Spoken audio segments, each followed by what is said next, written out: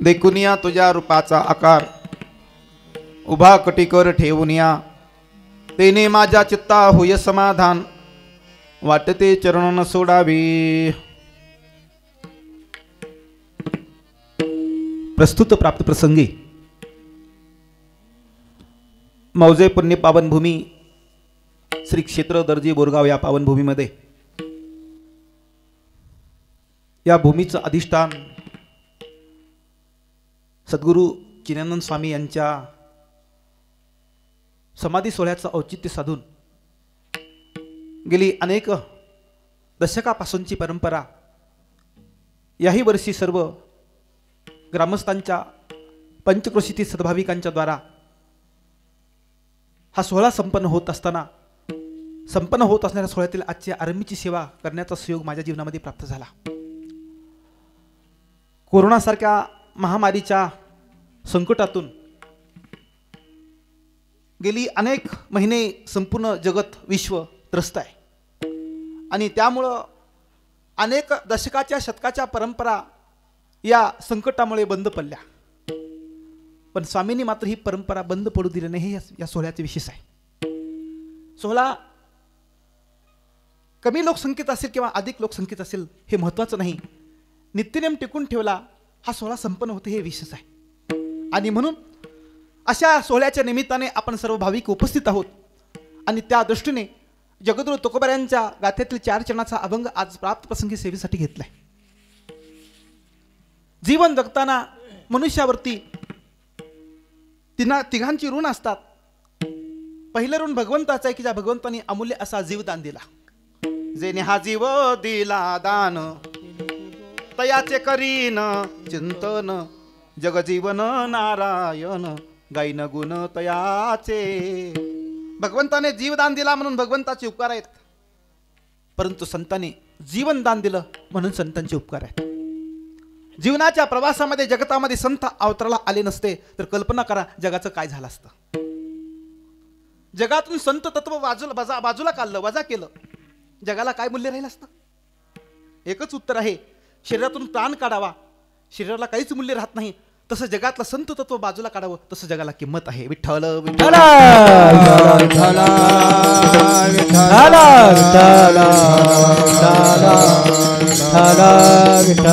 अर्थात संपूर्ण शरीरामध्ये प्राण जसा महत्वाचा आहे तसं विश्वात संत तत्व महत्वाचं आहे। आणि म्हणून जगाच्या प्रवाहामध्ये अनेक लोक जन्माला येतात, अनेक लोक निघून जातात, त्यांचे येण्याने बी काही फरक पडत नाही, त्यांच्या जाण्याने बी काही फरक पडत नाही, पण संतांचं जीवन जगापेक्षा फार मोठं दिव्य आणि अलौकिक आहे। अर्थात संत महापुरुष जन्माला येतात, ज्या भूमीत जन्माला आले त्या भूमीचा महिमा काही दिव्य आणि विशेष आहे। भगवान शिव आणि पार्वती प्रवासाला निघाले होते। नंदीवरून प्रवास चालू होता आणि प्रवास चालू असताना काही प्रवासाचा अंतर गेल्यानंतर भगवान शिवजी नंदीवरून उतरतात आणि त्या भूमीला साष्टांग दंडवत घालून तिथली माती आपल्या अंगाला लावतात। परत येतात, नंदीवरती बसतात, प्रवास सुरू होतो। पार्वती आईचे मनामध्ये विचार करतात, अरे ज्या भूमीला दंडवत घातला, ज्या भूमीची माती आपल्या अंगाला लावली तिथं तर काही दिसत नाही, कोणत्या कारणाने त्या भूमीची माती आपल्या अंगाला लावली? भगवान शिवजीनी काही अंतर जाते, पुन्हा काही अंतर गेल्यानंतर पुन्हा आणखीन भगवान शिवजी उतरतात आणि उतरून तिथल्या मातीला दंडवत घालतात, तिथली माती त्या भूमीची आपल्या अंगाला लावतात। येतात, नंदीवरती बसतात, प्रवास सुरू होतो। परंतु पार्वती आई साहेबांच्या मनामध्ये जी शंका आहे ती शंका थांबत नाही। पार्वती आई साहेबांनी विचारलं, प्राणनाथ, मागे पण तुम्ही उतरलात, प्रवास करता करता त्या भूमीला दंडवत घातलात, तिथली माती आपल्या अंगाला लावलात, तिथं काही आश्रम दिसत नाही, तिथं काही मंदिर दिसत नाही, पुन्हा इथंही तसंच केलात, कोणत्या कारणाने आपण त्या भूमीला दंडवत घातला, कोणत्या कारणाने त्या भूमीतली माती आपल्या अंगाला लावली? त्यावेळेला शिवजी पार्वतीला सांगतात, पार्वती, पहिल्या ठिकाणी मी नमस्कार केला, त्याचं कारण असं होतं की 10,000 वर्षापूर्वी एक साधू महात्मा त्या भूमीमध्ये अवतराला आला होता आणि त्या महात्म्याने त्या भूमीमध्ये तपश्चर्या साधना केली म्हणून त्या भूमीला मी दंडवत घातला। 10,000 वर्षापूर्वी एक महात्मा अवतराला आला म्हणून तुम्ही तिथे दंडवत घातला, पुढे का दंडवत घातला? त्यांनी सांगितलं, आजपासून 10,000 वर्षानंतर या भूमीमध्ये एक साधू महात्मा जन्माला येणार आहे आणि ते या ठिकाणी साधना करणार आहे, म्हणून या भूमीला दंडवत घालतो. अर्थात ज्या भूमीमध्ये संतांचं वास्तव्य आहे, ज्या भूमीला संत महापुरुष लाभले गेले, जेथे वैष्णवाचा वास, जेथे वैष्णवाचा वास, जेथे वैष्णवाचा वास, जेथे वैष्णवाचा वास, जेथे वैष्णवाचा वास, जेथे वैष्णवाचा वास, जेथे वैष्णवाचा वास, जेथे वैष्णवाचा वास. धन्य भूमी पावन देश, धन्य भूमी पावन देश, धन्य भूमी पावन देश, धन्य भूमी पावन देश, जेथे वैष्णवाचा वास, जेथे वैष्णवाचा वास, जेथे वैष्णवाचा वास, जेथे वैष्णवाचा वास, जेथे वैष्णवाचा वास, जेथे वैष्णवाचा वास, जेथे वैष्णवाचा वास, जेथे वैष्णवाचा वास, जेथे वैष्णवाचा वास. धन्य भूमी पावन देश, धन्य भूमी पावन देश, धन्य भूमी पावन देश, धन्य भूमी पावन देश, धन्य भूमी पावन देश, धन्य भूमी पावन देश. तो देश धन्य आहे, ती भूमी धन्य आहे. कोणती? CM जन्माला ती का? नाही, अजिबात नाही. महाराज तर म्हणायचे एखाद्या गावामध्ये डॉक्टर, वकील, इंजिनियर, CM आमदार नाही जन्माला तरी चालल, पण एखादा वारकरी वैष्णव जन्माला यावा. त्याचा महिमा किती दिव्य आहे. एक सत्य और सब जग सारा. श्रद्धे स्वामी रामसुताजी महाराज बोलायचे, एक सत्य और सब जग सारा, एक चंद्रमा 9 लाख तारा. आकाशातले लाखो तारे एकत्र केले तरी एका चंद्राची बरोबरी होऊ शकत नाही. तसं समाजातले लाखो लोक एकत्र केले तरी एका वारकऱ्याची, वैष्णवाची, संतांची बरोबरी होऊ शकत नाही. म्हणून एक सती और सब जग सारा. त्यांचा महिमा अलौकिक आहे. तीन सजावत देश को, सती संत और शूर. तीन लजावत देश को, तप्ती कायर क्रूर. तिघाने देशाची उंची उंचावली जाते तर तिघाने देशाचं पतन होत आहे. तीन सजावत देश को, सती, संत और शूर यानी भूमीला मोठेपण प्राप्त होते. तीन लजावत देश को, कपटी, कायर, क्रूर तिघाने देशाचं पतन होते. म्हणून ज्यांच्या अवताराने, ज्यांच्या जन्माने देशाची लौकिकता, देशाची उंची वाढते, अशा संतांच्या वास्तव्याने महाराज त्या भूमीला विशेष महिमा प्राप्त होतो. म्हणून आपण ज्या क्षेत्रामध्ये हा सोहळा संपन्न करता त्या क्षेत्राला, त्या भूमीला स्वामींचं वास्तव्य आहे, स्वामींचं समाधी आहे. आणि म्हणून त्या भूमीचा महिमा मला वाटते वैकुंठापेक्षा सुद्धा श्रेष्ठ मानावा लागेल. विठ्ठल विठ्ठल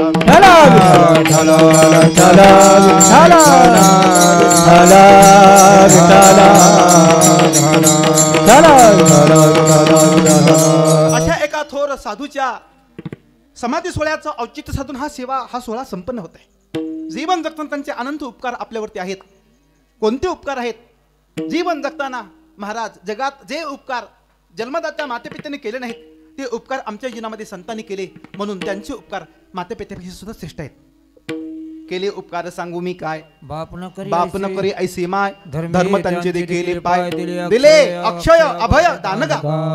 असं अविनाशी तत्वाची प्राप्ती, त्या अवस्थेची प्राप्ती त्यांच्या कृपेने होते. म्हणून जीवन जगताना महाराज त्यांचे अनंत उपकार आपल्यावरती आहेत हा कृतज्ञतेचा भाव ठेवून आपण खूप मोठ्या प्रेमाने, अंतःकरणाने, अतिशय श्रद्धेने ही सेवा स्वामींची संपन्न होते, सोहळा संपन्न होते. आणि या सोहळ्यातील आजची पहिली सेवा आहे. सेवेसाठी जगद्गुरु तुकोबा यांचा 4 चरणाचा अभंग प्राप्त प्रसंगी सेवेसाठी निवडला आहे. जीवनाच्या प्रवासामध्ये जीवन जगताना जीवाला जो मनुष्य देह दिला प्राप्त झाला त्यामध्ये देवाची खूप मोठी कृपा आहे, म्हणून आपल्याला जगातला दुर्लभ देह प्राप्त झाला. हे भगवंतांची आमच्यावरती कृपा आहे. कारण जीवन जगताना मनुष्य देह दुर्लभ आहे.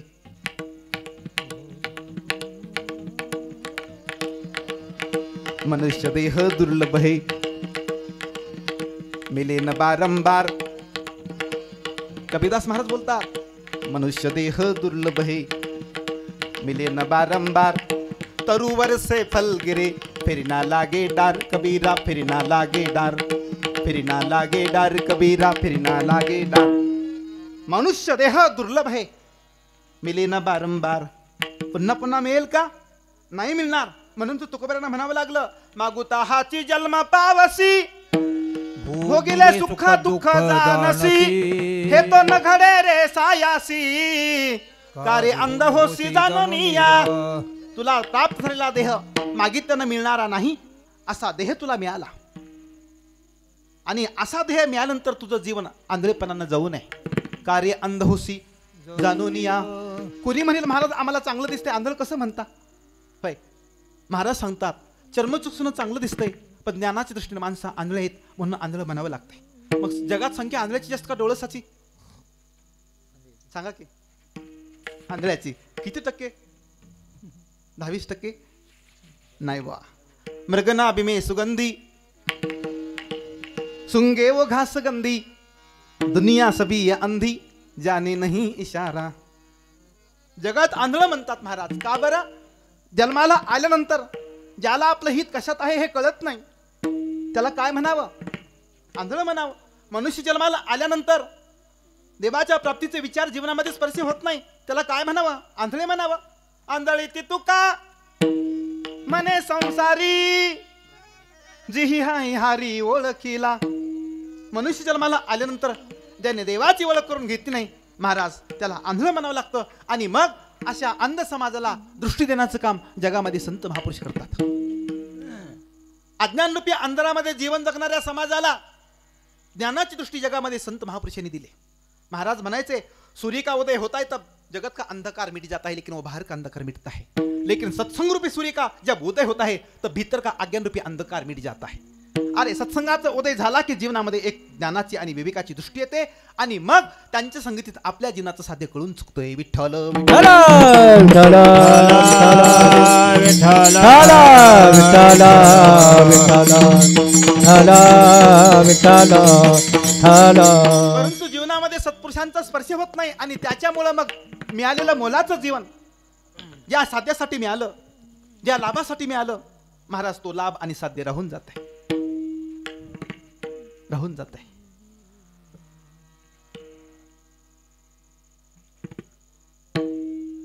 जीवनात साध्य काय कळत नाही. आये ते कुछ लाभ को खोये चले सब मूल. विशिष्ट लाभासाठी आपण जन्माला आलो, आणि तो लाभ फक्त मनुष्य जन्मातच मिळवता येतो, अन्य देहात मिळवता येत नाही. म्हणून अन्य देहापेक्षा मनुष्य देहाचा महिमा साधू संतांनी गायला. कारण याचं एकच आहे की या देहामध्ये जो लाभ मिळवता येतो असा सर्वश्रेष्ठ लाभ दुसऱ्या कुठल्याच देहात मिळवता येत नाही. म्हणून तर अन्य देहाच्या तुलनेमध्ये या देहाचा महिमा गायला गेला. विठ्ठल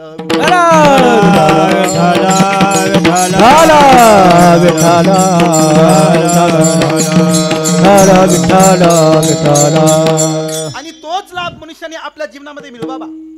परंतु मनुष्य सामान्य लाभामध्ये आपलं जीवन धन्य आणि सार्थकी मानतं. असं आहे.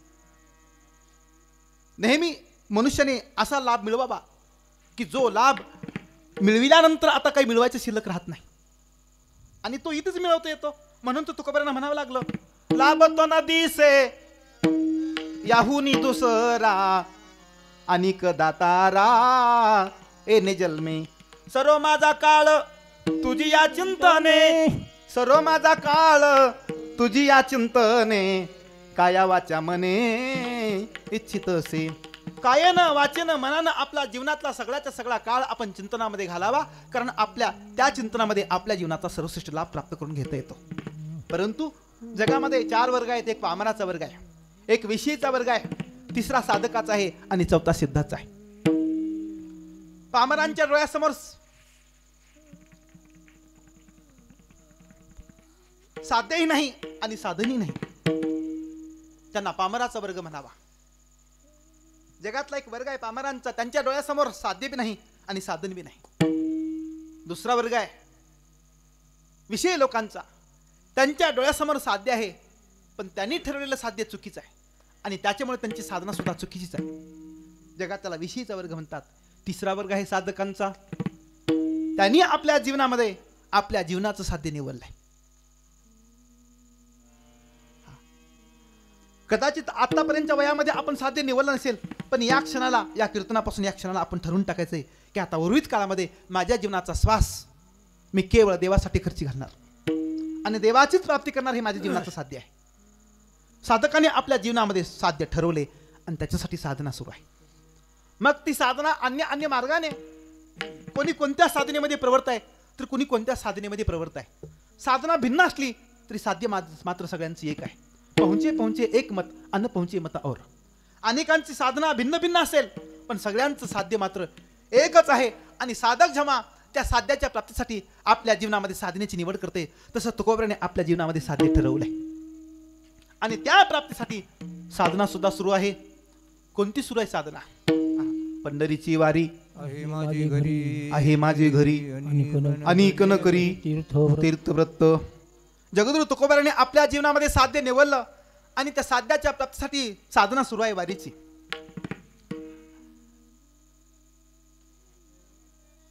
पूर्वीचा काळ आहे, साध्य निवडलंय, साधना सुरू आहे. मग ती वारी काय आताच्या वारीसारखी का?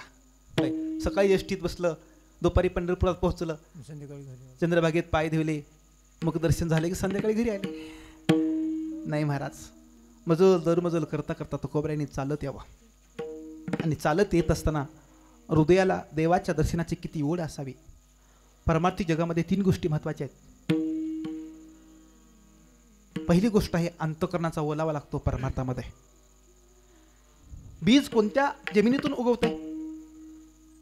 ज्या जमिनीत ओलावा आहे त्याच जमिनीतून बीज उगवते. कोरड्या मातीत बी पडलं तरी ती बी उगवत नाही. जमिनीमध्ये ओलावा लागते बीज अंकुरित व्हायला, तसं परमार्थामध्ये ओलावा लागते. म्हणजे त्या ओलीत अंतःकरणामध्ये संत वचनाचा अंकुर फुटतो. अंतःकरणात ओलावा नसेल तर महाराज किती बी सांगू द्या आणि किती बी ऐकू द्या, महाराज ते वचन अंकुरित होत नाही. पहिली गोष्ट आहे परमार्थामध्ये अंतःकरणाचा ओलावा लागतो. दुसरी गोष्ट आहे एकनिष्ठपणा लागतो. एकनिष्ठपणा. तुका म्हणे जे ते एकनिष्ठ भाव ते ते वासुदेव सर्व काळ. एकनिष्ठपणा लागतो. आणि तिसरी गोष्ट आहे भावनेची तीव्रता लागते, तळमळ लागते. किती तळमळ लागते, किती ओढ लागते. तुकोबा सांगतात प्राण हा विकळ होय का सावीस जीवनाविन मत्स्य तया परी. पाण्याच्या बाजूला मासा काढावा, माशाची कशी तगमग होते महाराज, परमार्थामध्ये तशी तगमग लागते. मीराबाईचं सुंदर भजन आहे राजस्थानी भाषेतलं. मीराकडे एक सखी येते आणि मीराला विचारते, मीरा काय चाललंय? मीरा सांगते, काय सांगू, माझा जीव असा कासावीस व्हायलाय. छिन छिन व्याकुल होत हिया, छिन छिन व्याकुल होत हिया.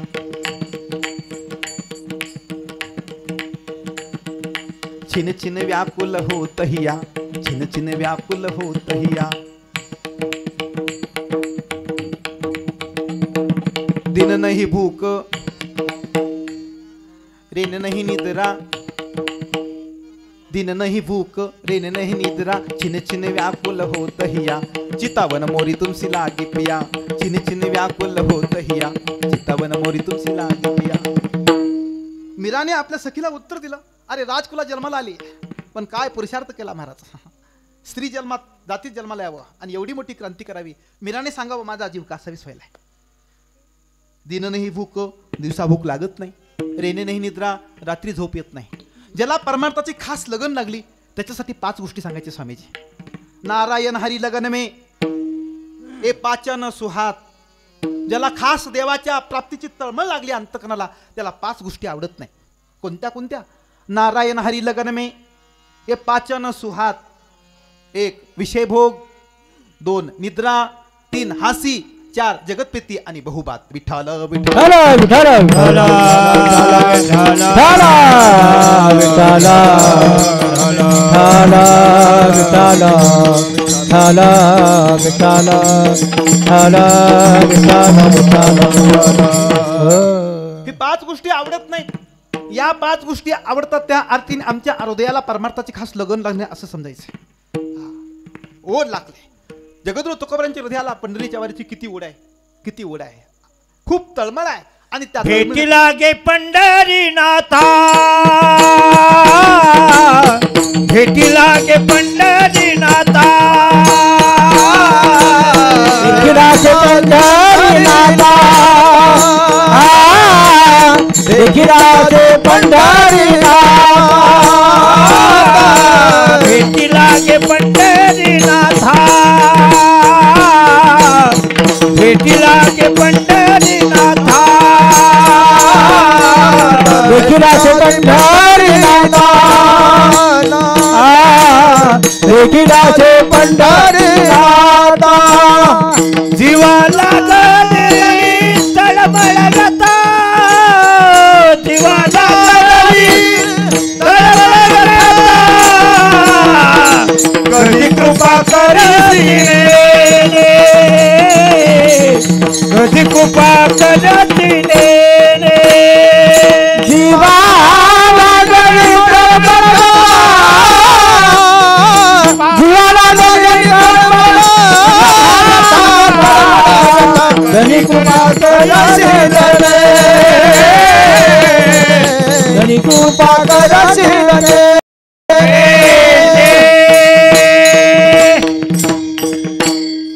हे जीवाला लागलेली तळमळ आहे.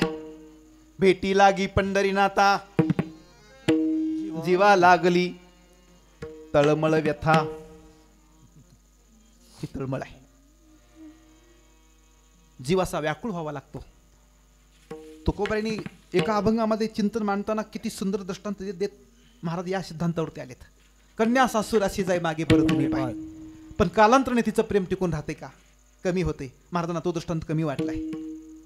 दुसरा दृष्टांत दिलाय, चुकली या माय बाळ भरूप आहे, पण तुकोबाला ते सुद्धा कमी वाटला दृष्टांत. कारण का, बाल्य दशेमध्ये बाळाला मातेविषयी जे प्रेम आहे ते प्रेम तारुण्यात राहत नाही. पहिली ये दसे आईबा हेची पिसे, मग स्त्री मांसे भुलून जाय. तुकोबाला ते सुद्धा कमी वाटलं. आणि मग तुकोबऱ्याने अनन्यतेचा तळमळीचा तिसरा दृष्टांत दिलाय. जीवना वेगळी मासळी ऐसा तुका तळमळी. हा महाराज, माशाला पाण्याचा वियोग सहनच होत नाही. भगवत प्राप्तीला विलंब का. मग अशी माऊलीला चर्चा करताना मी बोललो, स्वामीजींना नेहमी साधकांनी प्रश्न करायचे, स्वामीजी परमात्मा सब जगह है, सब काल में है, सबके हृदय में है, फिर भी विलंब क्यों लग रहा है. देव कुठं नाही. हरि हा व्यापक सर्वगत, हा तव मुख्यत्वे वेदांत. वेदांताचा सिद्धांत आहे परमात्मा सर्व ठिकाणी व्यापक आहे. मग व्यापक परमात्म्याला भेटीसाठी, त्याच्या प्राप्तीसाठी विलंब का लागतंय. परमात्मा सगळीकडे आहे, सगळ्या देशात आहे, सगळ्यांच्या हृदयात आहे, विलंब का लागतो. स्वामीजी म्हणायचे, उतनी लगन नहीं है, उतनी लगन नहीं है. आप वियोग सहन कर रहे, इसके वास्ते भगवान के प्राप्त में विलंब लग रहा है. माणसाला वियोग सहन होणी लागते. माशाला जसा वियोग सहन होत नाही पाण्याचा, ती मासा जसा तळमळते, तसं महाराज जगद्गुरु तुकोबारांच्या हृदयाची तळमळ होती. कुठे, पंढरीच्या भेटीची. आणि ते तुकोबाऱ्या पाहता पाहता पंढरीच्या क्षेत्रामध्ये येतात. चंद्रभागेचं दर्शन होते, स्नान होते. किती महिमा आहे त्या स्नानाचा. अवघेची तीर्थे घडती एक वेळा, घडली एक वेळा, चंद्रभागा डोळा देखलिया.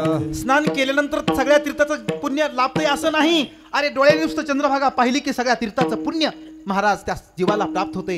हा महिमा नुसता चंद्रभागेच्या दृष्टीला पाहण्याने. महाराज त्या चंद्रभागेचं स्नान करतात, पुंडलिकरायाचं दर्शन करतात आणि पाहता पाहता नामदेव पायरीचं दर्शन करून, चोखोबा महाराजांचं दर्शन करून देवाच्या भेटीसाठी आज जातात. त्रशाला गली या जीवना ते ओढी. तहानलेल्या माणसाला जशी पाण्याची ओढ आहे, तसं जगद्गुरु तुकोबारांच्या हृदयाला देवाच्या दर्शनाची ओढ आहे. आणि ते तुकोबाराया देवाच्या प्राप्तीच्या उद्देशानं, देवाच्या दर्शनाच्या उद्देशानं गाभारामध्ये प्रवेश करतात आणि देवाचं ते रूप पाहतात. तेव्हा ते कसं आहे महाराज अभंगात देखोनिया तुझ्या रूपाचा आकार, देखोनिया तुझ्या रूपाचा आकार देखोनिया तुझ्या रूपाचा आकार देखोनिया तुझ्या रूपाचा आकार देखूनिया तुझ्या देखूनिया तुझ्या रूपाचा आकार देखूनिया तुझ्या रूपाचा आकार देखोनिया तुझ्या रूपाचा आकार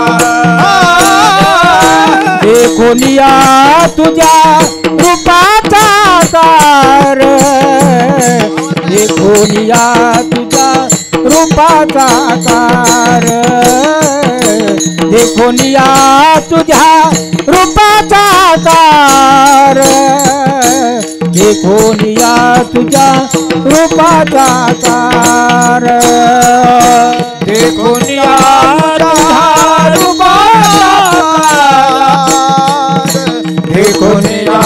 तुझ्या देखोनिया तुझ्या रूपाचा आकार देखोनिया तुझ्या रूपाचा आकार उभा कर काठी ठेवनिया उभा कर ठेवनिया तेने माझ्या पिता होय समाधान तेने माझ्या पिता होय समाधान तेने माझ्या पिता होय समाधान तेने माझ्या पिता होय समाधान उभा कटिका करो ठेवनिया उभा कटिका ठेवनिया माझा तुझा होई समाधान तेने माझ्या चित्ता होय समाधान तिने माझ्या चित्ता होय समाधान तेने माझ्या चित्ता होय समाधान देखोनिया तुझ्या रूपाचा आकार उभा कटी कर ठेवनिया उभा कटी कर ठेवनिया देखोनिया तुझ्या रूपाचा आकार उभा कटी कर ठेवनिया उभा कटी कर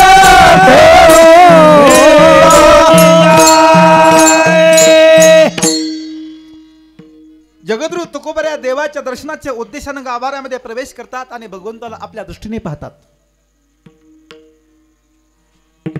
दृष्टीला देवाचं दर्शन व्हायला महाराज दृष्टीची अतिशय शुद्धता लागते.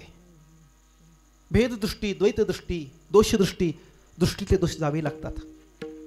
एका मोठ्या महात्म्याच्या मुखातलं वाक्य ऐकल्यावर का माऊले, जेव्हा आपल्या दृष्टीला देवाच्या दर्शनाची योग्यता येते तेव्हा त्या दृष्टीला दिवसा सुद्धा आकाशातले तारे दिसतात म्हणा. रात्री दिसतात यात नवल नाही, दिवसा सुद्धा त्या व्यक्तीला ज्याच्या दृष्टीला देवाच्या दर्शनाची योग्यता आली बर का, देवाचं दर्शन व्हायला दृष्टी योग्य लागते. कारण दृष्टीत अनेक दोष आहेत, अनेक भेद आहेत, द्वैत आहे आणि म्हणून त्या दृष्टीला देवाचं दर्शन होणार नाही.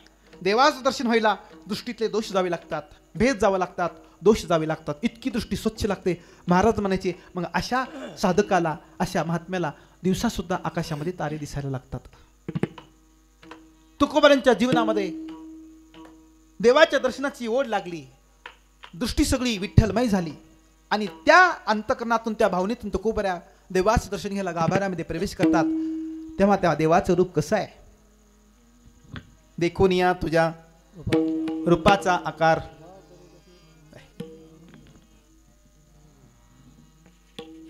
वास्तविक पाहता परमात्मा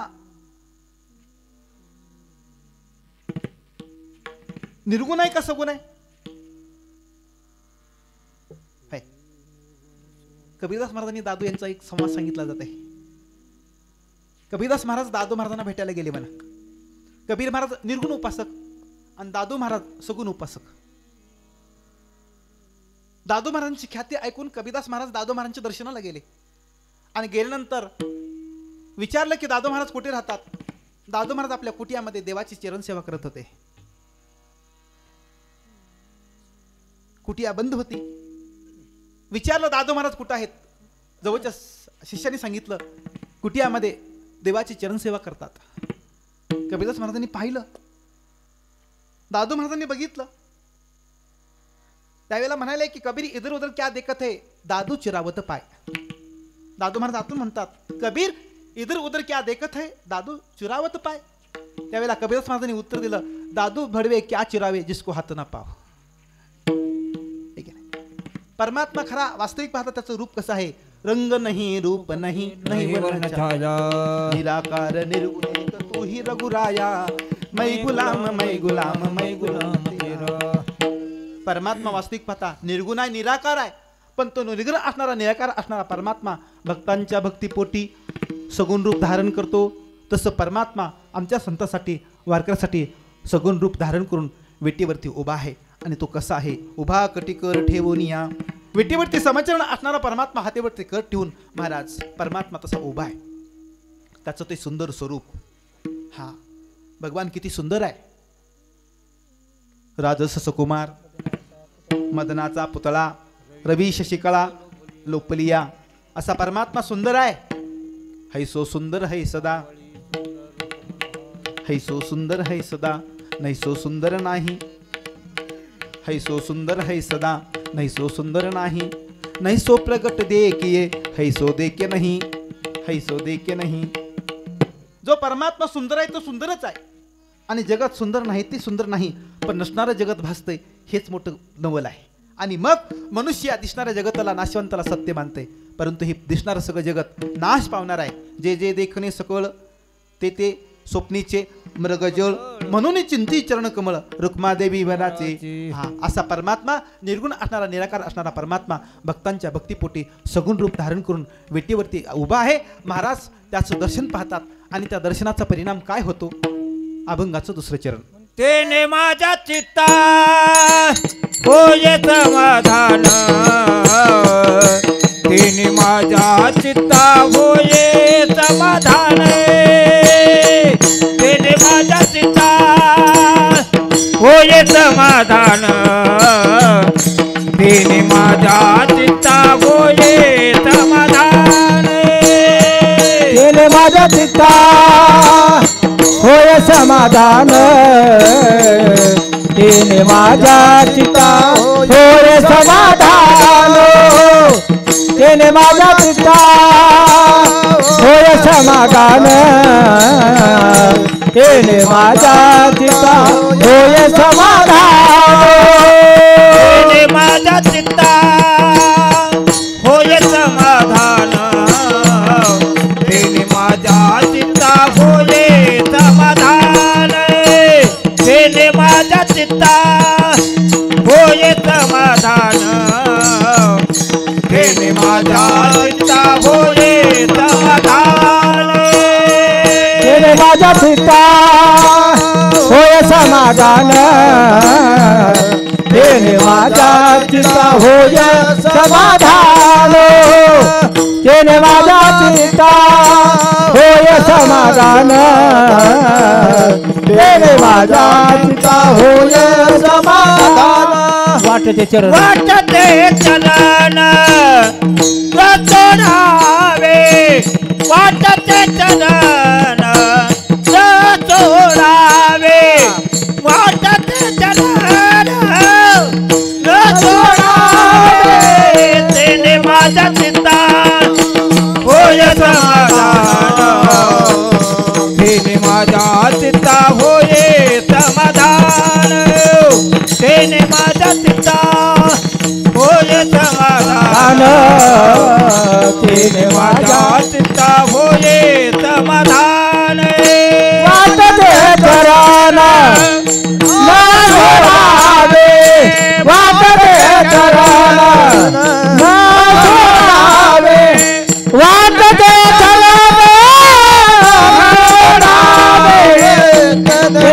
चित्ता होय समाधान तेने माझ्या चित्ता होय समाधान तेने माझ्या चित्ता होय समाधान तेने माझ्या चित्ता होय समाधान तेने माझ्या चित्ता होय समाधान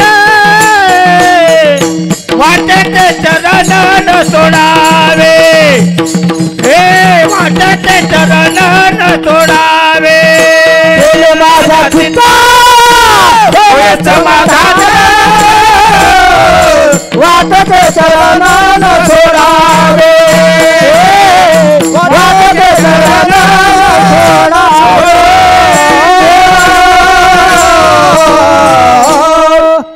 देवाच्या दर्शनाचा अंतकरणावरती काय परिणाम झाला महाराज तो प्रगट करतात. देवाचं दर्शन आम्ही घेतलं, ते रूप पाहिलं, त्याचा परिणाम तेने माझ्या चित्ता होय समाधान.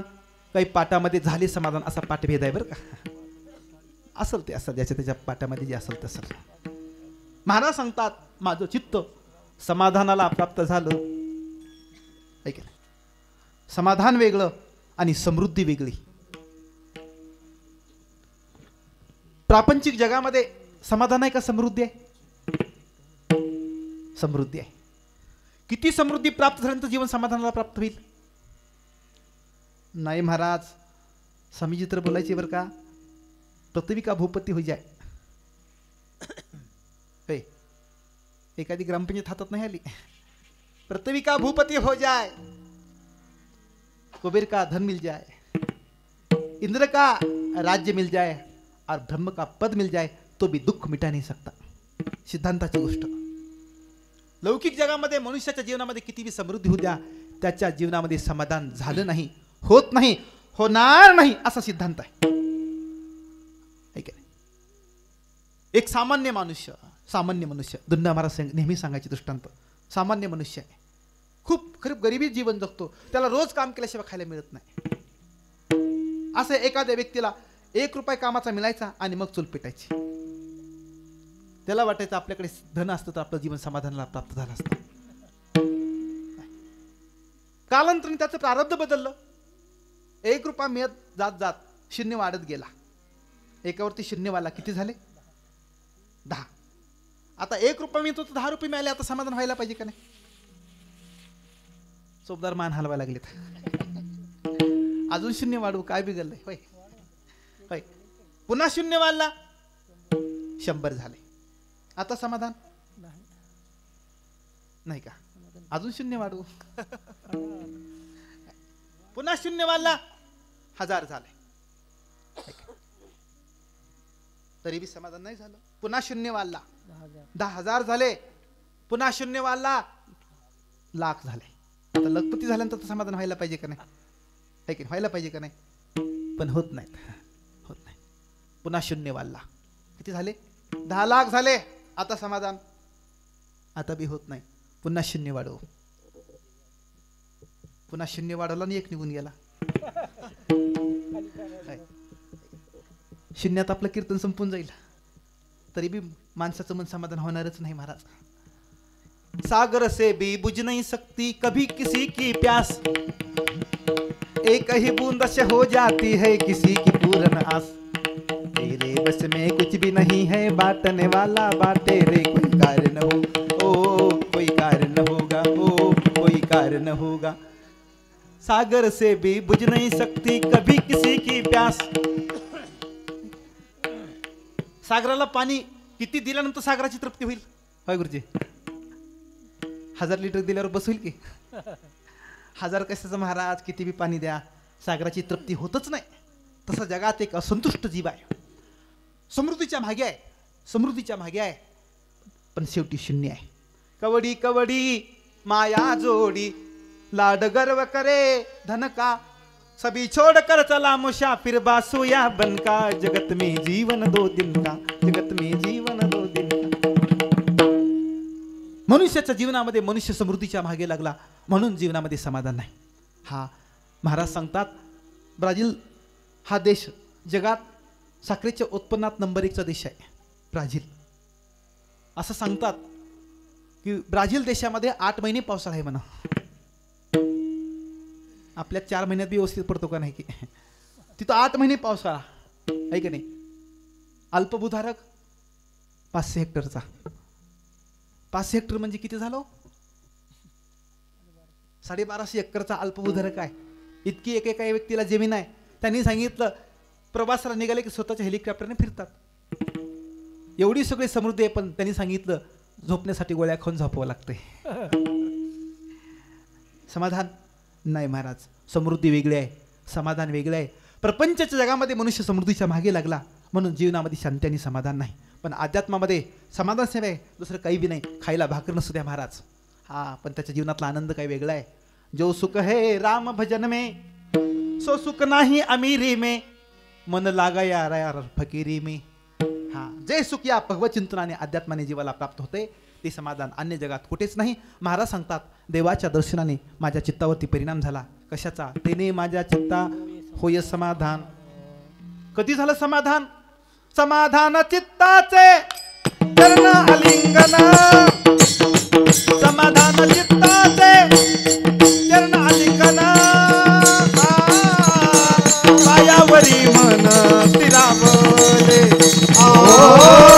पायावरी मन स्थिरावले. समाधान चित्ताचे होय समाधान. समाधान चित्ताचे होय समाधान. पायावरी मन स्थिरावले. पायावरी मन होय.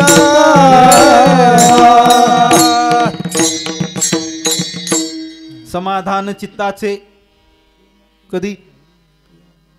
एसी गाडी, बंगला, बँक बॅलन्स झाल्यावर का? काय असं होत नाही. महाराज सांगतात आमच्या चित्ताला समाधान तेव्हा झाले चरणा आलिंगन. पायावरी मन स्थिरावले. देवाच्या चरणावरती आमच्या मनाची वृत्ती स्थिर झाली आणि त्याचा परिणाम तेने माझ्या चित्ता होय समाधान. हा, वाटते चरण न सडावे. त्या चरणापासून दूर जावंसं वाटत नाही. हा, एखाद्या डब्यामध्ये गुळ किंवा साखर ठेवावा आणि अडचणीतली मुंगी बरोबर त्या डब्याकडे धाव घेते, आहे की नाही. मनुष्य बुद्धिमान गणला जातो, पण कधी कधी त्याच्या सुद्धा लक्षात येत नाही की साखर गुळ कोणत्या डब्यात ठेवलाय. एका डब्यात ठेवते दुसऱ्या डब्यात थोडी येते, पण मुंगी मात्र बरोबर त्या डब्यात जाते. त्याला कोणी सांगितलंय का? मुंगीची या गावा कोण जाय मूळ, देखून या गुळ धाव घाली. ती मुंगी बरोबर तिकडे धाव घेते आणि एकदा गुळाला लागली रे, त्या मुंगीला बाजूला करण्याचा प्रयत्न करा, ते निघत नाही. तसं महाराज सांगतात वाटते चरण न सोडावे. महाराज सांगतात आम्हाला भगवंताच्या चरणापासून दूर व्हावं असं वाटत नाही. विठोबा रखुमाई, विठोबा रखुमाई, विठोबा रखुमाई, रखुमाई, विठोबा रखुमाई, विठोबा रखुमाई, विठोबा रखुमाई,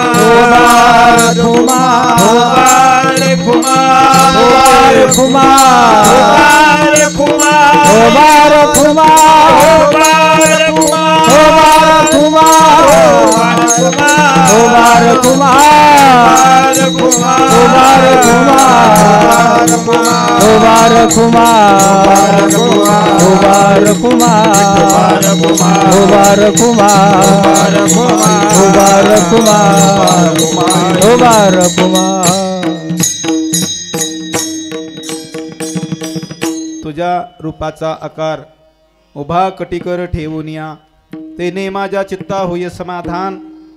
वाटते चरण न सोडावे. महाराज सांगतात भगवंताच्या दर्शनाने माझ्या चित्ताला खूप मोठं समाधान झालं आणि त्यामुळं आता ते चित्ताची वृत्ती भगवत चरणापासून दूर होत नाही. देवाच्या दर्शनाने चित्ताची वृत्ती स्थिर झाली आणि त्या अंतकणामध्ये अष्टसात्विक भाव निर्माण झाले. त्यापैकी प्रगट झालेला भाव महाराज अभंगाच्या मुखी गातो गीत वाजवीत टाळी. मुखी गातो गीत वाजवीत टाळी. गातो गीत वाजवीत टाळी. मुखी गातो गीत वाजवीत टाळी. मुखी गातो गीत वाजवीत टाळी. मुखी गातो गीत वाजवितो टाळी मुखी गातो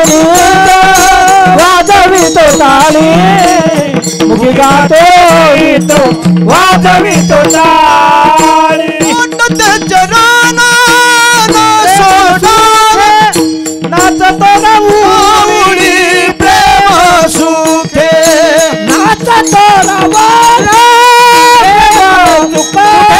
नाचतो प्रेम नाचतो रहुळी प्रेम सुखे नाचतो रहुळी प्रेम सुखे नाचतो प्रेम नाचतो तेने माझ्या चित्ता होय समाधान तेने माझ्या चित्ता होय समाधान तेने माझ्या चित्ता होय समाधान तेने माझ्या चित्ता होय समाधान तेने माझा चित्ता होय समाधान तेने माझा चित्ता होय समाधान तेने माझा चित्ता होय समाधान तेने माझा चित्ता होय समाधान मुखी गातो गीत वाजवितो टाळी नाचतो राहुळी प्रेम सुख नाचतो राहुळी प्रेम सुख मुखी गातो गीत वाजवितो टाळी नाचतो राहुळी प्रेम सुख नाचतो राहुळी प्रेम सुख देवाच्या दर्शनाने अंतकरणामध्ये जो अष्टसात्विक भाव काही तयार झाला आणि त्याचा परिणाम मुखाने गीत गालो मुखी गातो गीत वाजवितो टाळी मुखाने भगवंताचं गीत गात राहिलो मी रामकृष्ण गीती गात टाळ चिपळ्या वाजवीत छंदे आपुल्या नाचत निज बोध घेऊन फिरत गा निज बोध घेऊन फिरत गा जनिवनी अवगा देव वासनेचा पुसावा ठाव असं भगवंताचं मुखाने गीत गात राहिलो महाराज मुखाची धन्यता भगवंताच्या गीताने वाजवितो टाळी हाताने टाळी वाजवतो ठीक आहे टाळी वाजवण्याचे 3 फायदे सांगितले टाळीचा पहिला फायदा आहे झोप निघून जाते कारण परमार्थामध्ये झोपलेला मनुष्य देवाची प्राप्ती करू शकत नाही रामप्रभू वनवासाला निघतात अयोध्यावासी म्हणतात प्रभूला आम्ही वनवासाला जाऊ देणार नाहीत आणि प्रभू जर वनवासाला जात असेल तर आम्ही अयोध्येत राहणार नाहीत सगळी अयोध्यावासी लहान थोर मंडळी प्रभू सोबत पहिल्या दिवशी प्रवासाला निघालेले आहेत पाहता पाहता प्रवासाचा पहिला टप्पा तमसा नदीच्या किनारी पोहोचतो संध्याकाळ होते आबाल वृद्ध सगळी मंडळी भगवंताच्या वियोगाने व्याकुळ आहेत पोटात अन्नाचा कण नाही डोळ्यात अश्रूच्या धारा आहेत प्रभूचा वियोग सहन होत नाही सगळी मंडळी भगवंतासोबत चालत निघाले आणि तमसा नदीच्या किनाऱ्यावरती वनवासातला पहिला मुक्काम तिथे पडलेला आहे रात्र होते वाळूच्या आसनावरती भगवंत झोपलेले डोक्याला दगडाची उशी घेतली आहे लक्ष्मणाचं लक्ष जाते तिकडे लक्ष्मण जागे आहेत पाहिलं अरे दादाचं किती सुखाचं जीवन पण आज ही वेळ येते लक्ष्मणाला दुःख सहन होत नाही आणि रडायला लागतात लक्ष्मण रडलेला आवाज पाहून सुमंत जागे होतात सुमंत लक्ष्मण रडतात म्हणून राम सीता दोघी जागे होतात रामप्रभूंनी दोघांनाही शांत केलंय आणि प्रभूंनी विचार केला कदाचित आपण सकाळ होईपर्यंत येथे थांबलो सगळी मंडळी सकाळी उठतील आणि ह्यांना किती जरी परत जा म्हणलं तरी जाणार नाहीत त्यामुळे आपण काय करू रामप्रभूंनी सुमंतला आज्ञा दिली आणि रथ झोपून वाऱ्याच्या वेगाने त्या रथाला हकाल म्हणजे मग आपण कुठे गेलो हे लक्षात येणार नाही आणि मग ही मंडळी इथून परत माघारी जाईल सुमंताने रामप्रभूला सांगितल्याप्रमाणे केलं सगळी मंडळी सकाळी उठून बघती तेव्हा रामप्रभू दिसत नाहीत एका वक्त्याने असा भाव काढलाय की देवासोबत कोण गेले रामासोबत कोण गेले सीता लक्ष्मण आणि सुमंत का गेले ती जागी होते म्हणून गेले जी माणसं झोपी गेले ते देवासोबत जाऊ शकले नाहीत अर्थात परमार्थामध्ये मनुष्य जागा लागतो म्हणून हा आता जागा रे भाई नो जागा रे, चोर निजल्या नाडूनी भागा रे, आता जागा रे भाई नो जागा रे. अर्थात मनुष्याने जागा असावं, कमी खावं, कमी बोलावं आणि कमी झोपावं. साधके जीवनामध्ये 3 गोष्टी महत्वाच्या असतात, हे की नाही. आपलं नेमकं उलट असते, खाणं भरपूर, बोलणं ते बी काही कामाचं का नको ती वाचा करण्यातच माणसाचं जीवन संपून जाते भारत, हे की नाही. भगवंतानी वाणी दिली त्याचा सदुपयोग व्हावा. महाराज सांगतात मुखी गातो गीत वाजवी तो टाळी. विषय कसा चाललाय, टाळी वाजवल्याने फायदा आहे की आपली झोप जाते. हां, झोपणारा मनुष्य देवाची प्राप्ती करू शकत नाही, म्हणून कमी झोपावा. हो महाराज, रात्रीच्या 2:30 वाजता स्वामीजी साधक संजीवनी ग्रंथ लिहायला सुरुवात करायचे. आणि एक साधक विनायकजी महाराज रात्रीच्या 2:30 वाजता त्यांच्यापाशी लिहिण्यासाठी यायचे. एका दिवशी 2:31 झाले. किती वेळ अधिक झाला? 1 वेळ. स्वामीजी त्याच्यात खूप रागवले, अरे आयुष्यातला 1 मिनिट व्यर्थ गेला. किती माणसं दक्ष होते, किती माणसं जागी होती. महाराज, परमार्थाच्या जगामध्ये मनुष्याला इतकी जागृती लागते, पण जीवन सगळं झोपण्यात चाललंय. चला, महाराज सांगतात टाळी वाजवल्याने आपली झोप निघून जाते. पहिला फायदा. दुसरा फायदा, तुकोबाऱ्याने परमार्थिक साधना करत असताना झोप येत होती. तुकोबाऱ्या त्या झोपीला विनंती करायची, तुकोबाऱ्या झोपी तू गमाय, इथून तू जाय, आठवू दे पाय विठोबाचे. तुकोबाऱ्या विनंती करायची त्या झोपीला, है की नाही. आणि नेमकं ती कीर्तनात, भजनात, प्रवचनात बरोबर आल्याशिवाय राहत नाही, है की नाही. टीव्ही बघता बघता रात्र निघून जाते, तिथं डोळ्याला डोळा लागत नाही, पण कीर्तनात बसले की नेमकं येते विठ्ठल विठ्ठल विठ्ठल विठ्ठल विठ्ठल विठ्ठल विठ्ठल विठ्ठल टाळीचा पहिला फायदा आहे झोप निघून जाते. टाळीचा दुसरा फायदा आहे पाप निघून जाते. आणि टाळीचा तिसरा फायदा आहे प्रारब्ध बदलून जात आहे. म्हणून तुकोबारा सांगतात, लागुनिया पाया विनवितो तुम्हाला करटाळी बोला. महाराज सांगतात, मी माझ्या जीवनामध्ये भगवंताच्या दर्शनाने अंतकरणात जे भाव प्रगट झाले त्याचा परिणाम मुखी गातो गीत वाजवितो टाळी आणि नाचतो राऊळी प्रेम सुखे. रावळामध्ये मी विना घेऊन, महाराज चिपळ्या घेऊन अखंड भगवंताचं चिंतन करतो. विना चिपळा म्हणले की परमपूज्य वैकुंठवासी जयराम बाबांची आठवण येते. पायात घुंगरं बांधायचे, गळ्यात विना असायचा आणि माऊलीच्या मंदिरामध्ये तासन तास रामकृष्ण हरी नुसतं म्हणत भजन करायचे, नाचायचे. महाराज काय मोठी माणसं झाली. जयराम बाबा जेव्हा शेवटच्या क्षणाला आजारी पडले तेव्हा गोले बाबा त्यांना पाहण्यासाठी गेले म्हणा. आणि गेल्यानंतर गोले बाबा समवयस्क समाधी करायचे माणसं. गोले बाबा म्हणतात जयराम बाबाला, काय बुवा आता किती दिवस सांभाळायला, ह्या झोळीला टाकून द्यावं की, आहे का. त्यावेळेला जयराम बाबांनी फार महत्त्वाचं उत्तर दिलं. गुलेबाबाने असं म्हणले, आता या झोळीला किती दिवस सांभाळायचं, टाकून द्यावं की. त्यावेळेला जयराम बाबा म्हणतात, नाही बुवा, जोपर्यंत ज्ञानोबारांचे दर्शन होतं तोपर्यंत त्याला टाकून देणार नाही. विठ्ठल विठ्ठल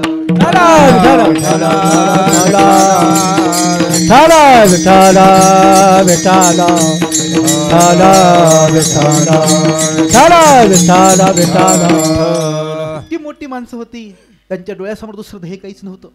हा, आणि मग ते नाचत राहायचे. महाराज सांगतात, तसं मी भगवंताच्या रावळात नाचतोय, नाचतो रावळी प्रेम सुखे. हा, पण माणसं रावळात नाचत नाहीत, नाचतात ती पुढे. पुढचं कशाला सांगायचं आहे. दिल्लीला विज्ञान भवनामध्ये प्रज्ञाचक्षू समन्वय महर्षी गुलाब महाराजांचा शताब्दी महोत्सव साजरा केला. कराड साहेबांनी, विदा कराड साहेबांनी. खूप मोठे भारतातले नामवंत सगळे विद्वान मंडळी त्या कार्यक्रमाला निमंत्रित होती आणि योगाने त्या कार्यक्रमाला जायला होतं. हे का सांगतोय, त्या कार्यक्रमात एका वक्त्याने काढलेलं वक्तव्य सांगतो तुम्हाला. भारताला संगणक ज्यांनी पहिला दिला असे संगणक तज्ञ विजय भटकर सर तिथे उपस्थित होते. आणि व्यासपीठावरती बोलता बोलता एक फार महत्त्वाचं वाक्य त्यांनी बोलले, आठवलं म्हणून सांगतो ते. बोलता बोलता विजय भटकर असं म्हणले, सध्याचा तरुण पॉप म्युझिकच्या तालामध्ये मग्न होऊन गेलाय. पण पुढे बोलले, ज्या दिवशी भारतातला तरुण पॉप म्युझिकच्या तालावरती नाचायचं सोडून ज्ञानोबा तुकारामच्या भजनामध्ये नाचेल, त्या दिवशी जगात भारत महासत्ता बनेल. हे त्यांचं वाक्य आहे. महाराज, जीवन जगताना मनुष्याने भगवंताच्या भक्तीमध्ये असं तल्लीन व्हावं. मीराबाईने गळ्यात विना घ्यायचा, पद घुंगरू बांध कर मीरा नाची रे. महाराज, एवढं जीवन स्त्रीचं पण किती मोठ्या उंचीला प्राप्त झालं. जीवनामध्ये ही अवस्था येणं महत्वाचं आहे. महाराज सांगतात, देवाच्या दर्शनाने मला अशी अवस्था झाली आणि म्हणून रात नाचतो रावळी प्रेम सुखे. मुखाने भगवंताचं चिंतन नाम घेता घेता आज आमची अवस्था अशी झाली की भगवंताच्या नामापुढे आम्हाला सगळं जगातले सगळे भोग पदार्थ कसे झालेत अभंगाचं तुका म्हणे गेले तुझ्या नामा पुढे तुका म्हणे केले तुझ्या नामा पुढे कमले गेले तुझ्या नामा पुढे तू कमले गेले तुझ्या नामा पुढे तुका म्हणे केले तुझ्या नामा पुढे तुझ्या म्हणे केले तुझ्या नामा पुढे तू कमले गेले तुझ्या नामा पुढे तू कमले गेले तुझ्या नामा पुढे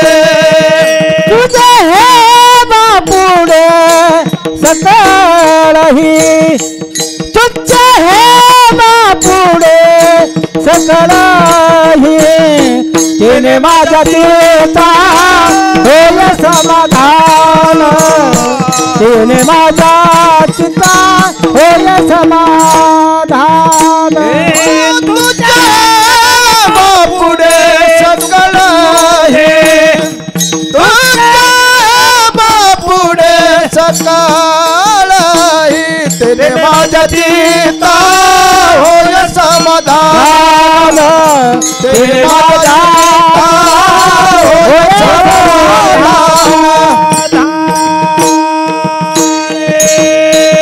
अभंगाच्या शेवचीच्या तुकोबऱ्या बोलायलेत.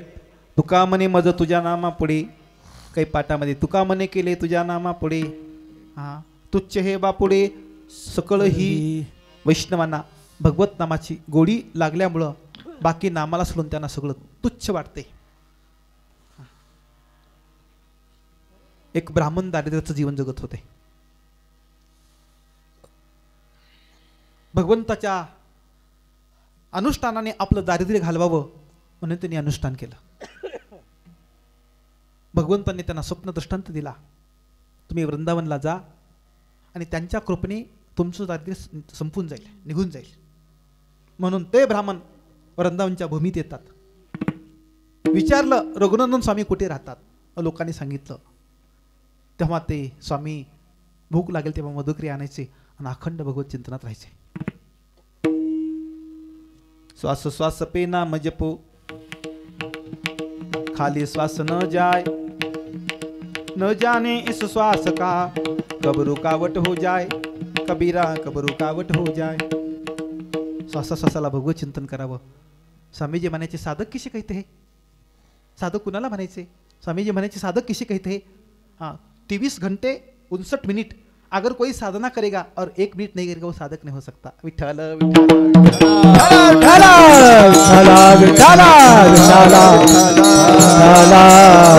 स्वामींनी अखंडपणाने भगवंताचं चिंतन करावं. तो ब्राह्मण तिथे येतो, रघुनंदन स्वामींना प्रणाम करतो आणि विनंती करतो की स्वामी मी खूप दारिद्र्याचं जीवन जगतो. कारण 14 माणसं जिवंत असून मेल्यासारखे सांगितलेत. आपल्याच पोटासाठी जगणारा, भगवत विमुख मनुष्य, संतांची निंदा करणारा, रोगी, म्हातारा, दरिद्री त्याच्यामध्ये येते. माझं जीवन दारिद्र्याचं आहे, मी खूप दुःखी आहे, माझं दारिद्र्य जावं असे काही एखादी वस्तू द्या. त्यावेळेला रघुनंदन स्वामींनी सांगितले की मीच मधुकरी मागून आणते तुला कुठले देऊ. तेव्हा त्यांनी सांगितलं की मी भगवंताचं अनुष्ठान केले, भगवंताने मला स्वप्न दृष्टांत दिलाय आणि तुमच्याकडे पाठवले म्हणून मी आलोय. त्यावेळेला मग रघुनंदन स्वामींनी त्याला जवळ बोलवलं. आश्रमापासून काही अंतरावरती त्याला नेलं. एका काठीने एक गोल रिंगण केलं आणि सांगितलं हा खड्डा खोदून घे. 1 फूट 2 फूट खोदलास की तुला एक वस्तू मिळेल आणि त्या वस्तूने तुझं दारिद्र्य संपून जाईल. रघुनंदन स्वामींनी सांगितल्याप्रमाणे त्याने खोदायला सुरुवात केली आणि 2 फूट खोदलं ना खोदलं की एक परीस लागला. आता परीस हातात आल्यानंतर दारिद्र्य राहील का. परीस लागला. त्याने ते परीस घेतला, त्याच्याकडे नेलं, स्वामीजीकडे नेला आणि स्वामींनी सांगितलं अरे हा परीस लोखंडाला लाव. काय होईल. सोनं होईल. मग जेव्हा घरात जेवढं जेवढं लोखंडाचं साहित्य तेवढं सोनं होऊन जाईल. आता सोनं काय भाव चाललंय माहिती आपल्याला, आहे का. त्याला वाटलं आता आपलं जीवन खूप धनवान झालं, पण परीस घराकडे नेत असताना तिने क्षणभर विचार केला, अरे ज्या अर्थी ही मोलाची वस्तू आहे, किमतीची आहे, दुर्लभ आहे, दुर्मिळ आहे, परीस आहे, त्यांना माहिती असताना त्यांनी त्याचा उपयोग न करता अखंडपणानं आपला काळ मधुकरी मागून प्रभू चिंतनात घातलाय, याचा अर्थ आहे याच्यापेक्षा नक्कीच कोणती तरी वस्तू श्रेष्ठ आहे. नसता ही वस्तू श्रेष्ठ असते त्यांनी स्वीकारली असती, पण ज्या अर्थी ही वस्तू स्वीकारत नाहीत त्या अर्थी याच्यापेक्षा आणखीन एक वस्तू श्रेष्ठ आहे. त्यांनी विचार केला आणि विचार करता करता अर्ध्या रस्त्यातून परत माघारी आला आणि पुन्हा नमस्कार केला. स्वामींनी विचारलं, का आलास? नाही स्वामीजी, माझं मन समाधान करा, माझ्या मनात प्रश्न आलाय, शंका आली आहे.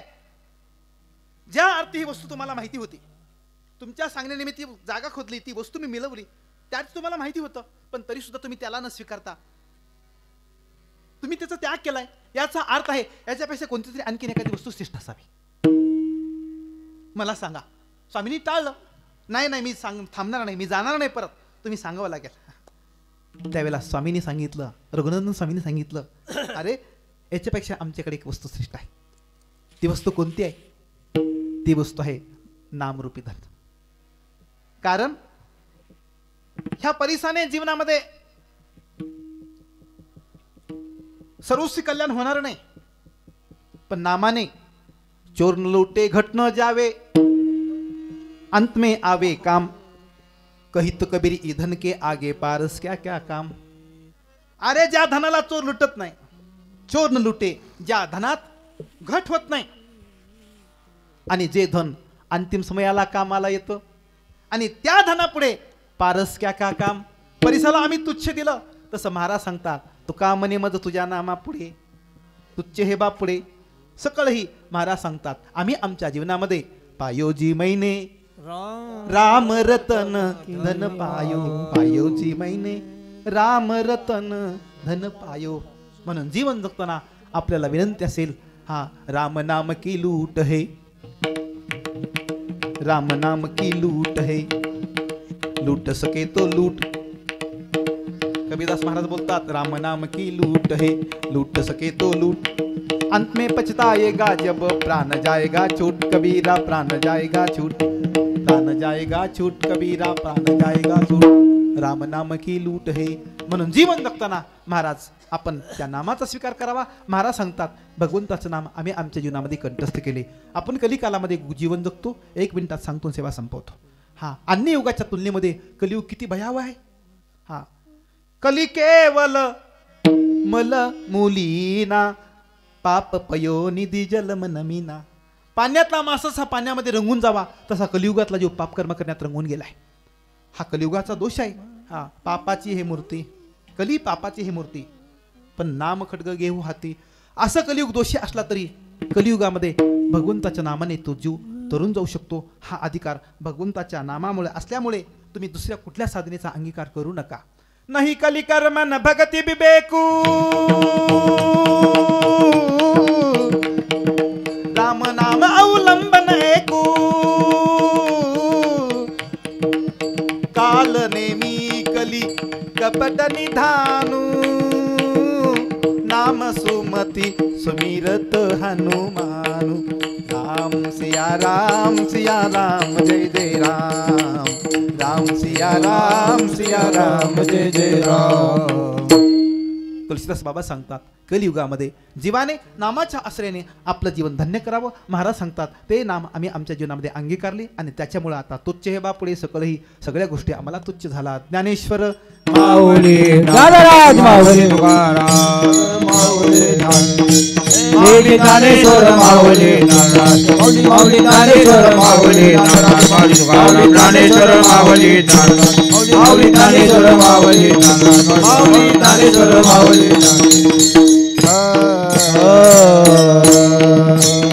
नातरी बालक बोडा बोलती, का वाकुडा विचुका पाऊली, ती चोजकृणी माऊली. दिजे जेवी तन्याप्रमाणे झालेली अल्पसे सेवा, अल्पबुद्धीप्रमाणे भक्ती ज्ञान वैराग्याधिकार, मालकांना बबड बोलावं, तन्याप्रमाणे झालेली सेवा सद्गुरू स्वामी चरण स्वामींच्या चरणी सेवा अर्पित करतो. पंचकृषी सर्व भाविकांना विनंती करतो, हा आपल्या पंचकृषीतलं फार मोठं अधिष्ठान आहे. मला वाटतंय मराठवाड्यात एवढं पवित्र अधिष्ठान कुठं असेल असं वाटत नाही. होय गुरुजी, आपलं हे भाग्य आहे. त्या भूमीला हे अधिष्ठान लाभलं आणि म्हणून हा खूप आपल्या जीवनाचं भाग्य आहे तो आपण आनंद घ्यावा आणि तन मन धनाने स्वामींची सेवा करावी. लहानपणापासून आम्ही आमच्या बहीणबाईला घेऊन यायचं आणि स्वामींच्या दर्शनाला यायचं. तेव्हापासून स्वामीजींच्या चरणाची दर्शनाची ओढ लागलेली. आणि शेवटी विनंती करतो, जब तक है जिंदगी फुरसत न रहेगी काम से. सध्या माणसं व्यस्त आहेत कामामध्ये, माणसाला फुरसत नाही, वेळ नाही जेवायला, पुन्हा मरायला. हे की नाही महाराज, आम्हाला मरायला सुद्धा टाईम नाही म्हणतात माणसं. काही काही म्हणतात त्याला टाईम लागतंय का? आली कोरोनाची लाटकी निघून जावं लागतंय. हे की नाही देवाची कृपा आहे, आपण वाचून जगून राहिलेला का त्यांच्या सेवेत जावा. म्हणून शेवटचं वाक्य सांगतो, जब तक है जिंदगी फुरसत न रहेगी काम से लेकिन कुछ वक्त ऐसा निकलो प्यार करो जिनमन स्वामी से. हा आपल्या जीवनाचा काळ त्यांच्या सेवेमध्ये जावा अशी प्रार्थना करून या ठिकाणी सेवेला पूर्ण विराम देतो.